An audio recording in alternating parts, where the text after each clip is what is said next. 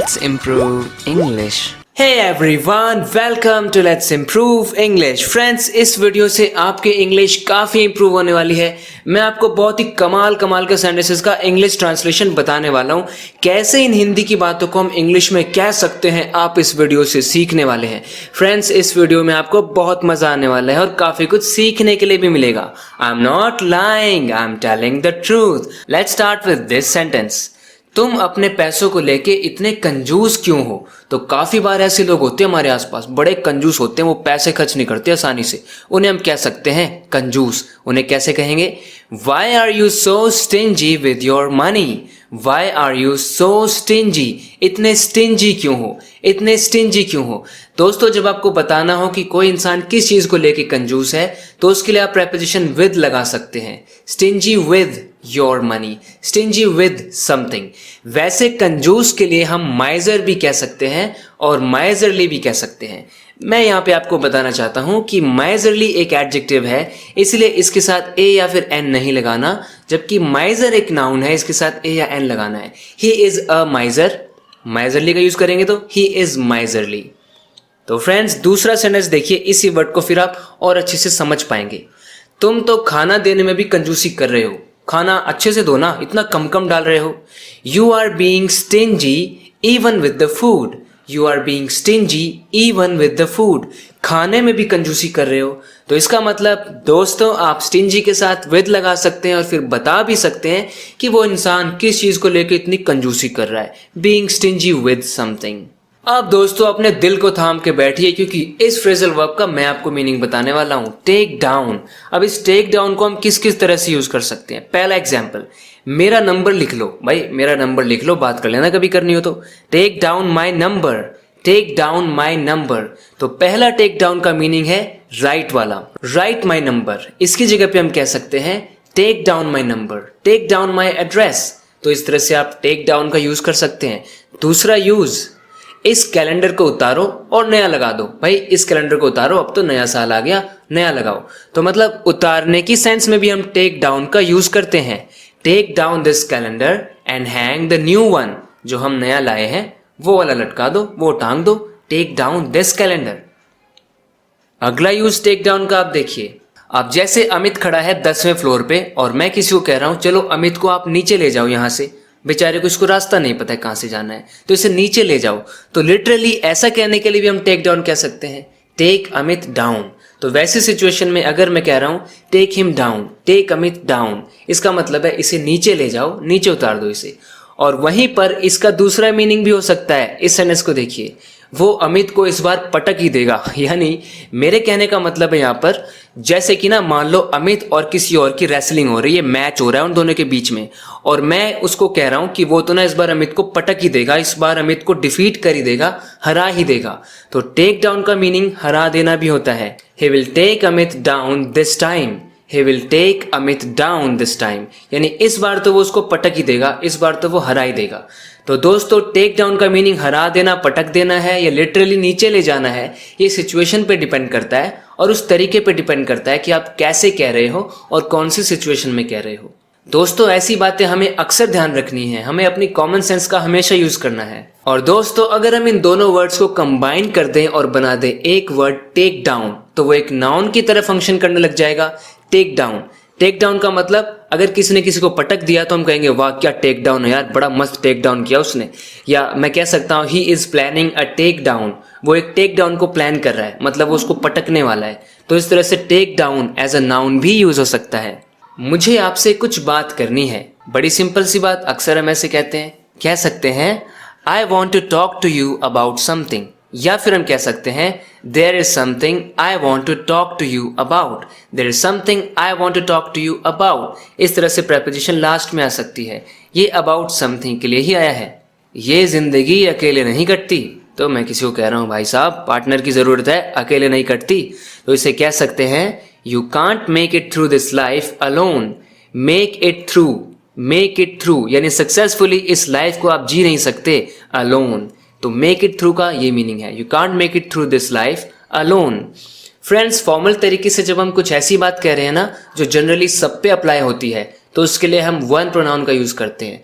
तो अगर वन का यूज करेंगे तो कह सकते हैं one can't make it through one's life alone. लेकिन ये बड़ा ही बोरिंग लगता है, मैंने आपको नॉलेज के लिए बता दिया। स्पोकन में ज्यादातर इनफॉर्मल सिचुएशंस में हम ऐसे ही बोल देते हैं, यू का इस्तेमाल कर देते हैं, वन की जरूरत नहीं है।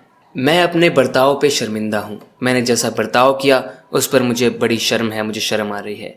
I am sorry for my behaviour. तो फ्रेंड्स, सॉरी का मतलब माफ करना, माफी देना, ये कुछ नहीं होता है। सॉरी का मतलब दुखी होता है, शर्मिंदा होता है। सॉरी एक एडजेक्टिव होता है।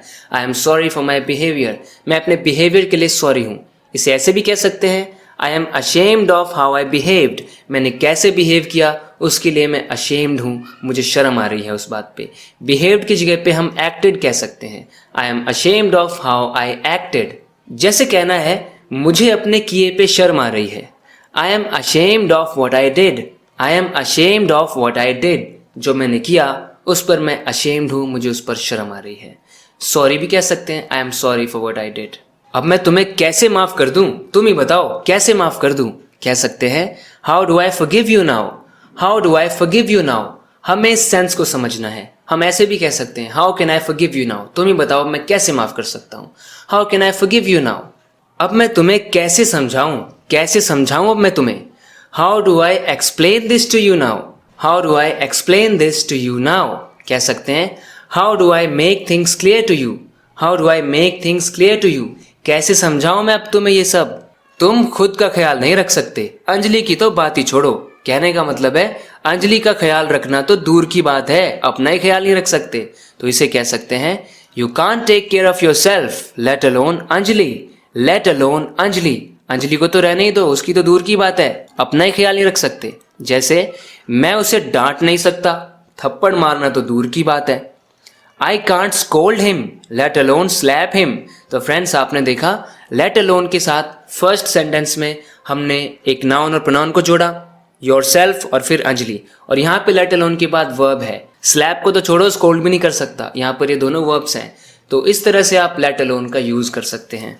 बहुत से लोग वीडियोस को लाइक ही नहीं करते, चैनल सब्सक्राइब करना तो दूर की बात है। Many people don't even like the videos, let alone subscribe the channel. Friends, by the way, thank you very much for your support. I know you like my videos and you have subscribed to this channel, haven't you? I am thankful to you for that. हमारा एक ही विचार है, तो मैं कह रहा हूँ कि भाई हम जितने भी लोग हैं यहाँ पे, हम सबका एक ही कहना है, एक ही हमारा ओपिनियन है। तो कहेंगे we are on the same page, we are on the same page. It's a really beautiful and nice idiom. उस बात को लेके उनका एक मत नहीं था, मत भी कहते हैं ना विचार को, थॉट को, उनका जो विचार है, उनका जो ख्याल है, उस बात को लेके उनका एक मत नहीं था। कह सकते हैं they were not on the same page regarding that. उस बात को लेके, उस बात के regarding that they were not on the same page. इसी जैसा एक और इडियम है, तो उसको भी कवर करते हैं। हमारा हाल एक ही जैसा है, जैसा हाल आपका वैसा ही मेरा है। We are in the same boat, in the same boat. So अगर कोई सेम बोट में है, इस तरह से अगर आप कह रहे हैं, इसका मतलब जैसा हाल आपका वैसा हाल मेरा।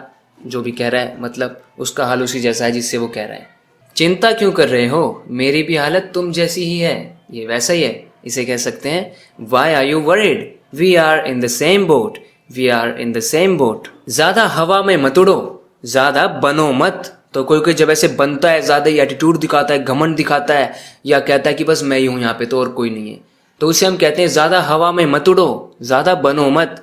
अब इसे इंग्लिश में कैसे कहेंगे, ज्यादा मत बनो को क्या कहेंगे, बी, तो बनने को तो बी बोलते हैं, है ना, या बनने को हम बी बोलते हैं। What do you want to be, क्या बनना चाहते हो। लेकिन सिचुएशन समझनी है ना, यहाँ पे ये थोड़ी कहेंगे डोंट बी, ज्यादा मत बनो, ये क्या उसके डोंट बी मच, ऐसा कुछ तो नहीं है।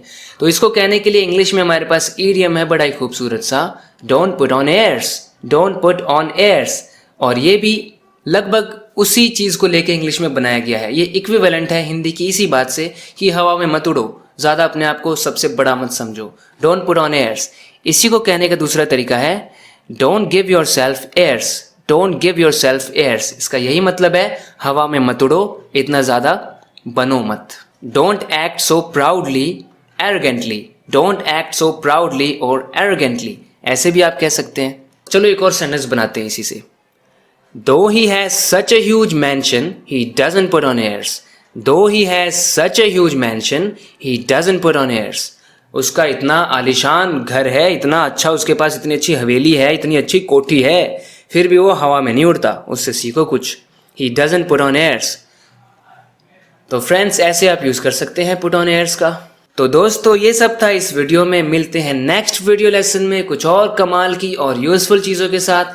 तब तक के लिए मिलते हैं। अपना ख्याल रखना और चैनल को सब्सक्राइब ज़रूर करना अगर आपने अभी तक नहीं किया है तो। वीडियोस को लाइक करना, यानी इस वीडियो को लाइक करना अगर आपने अभी तक नहीं किया है तो। Thank you very much. Thank you very much for watching this video till this point. We'll talk in the next video lesson. Till then, take care and bye.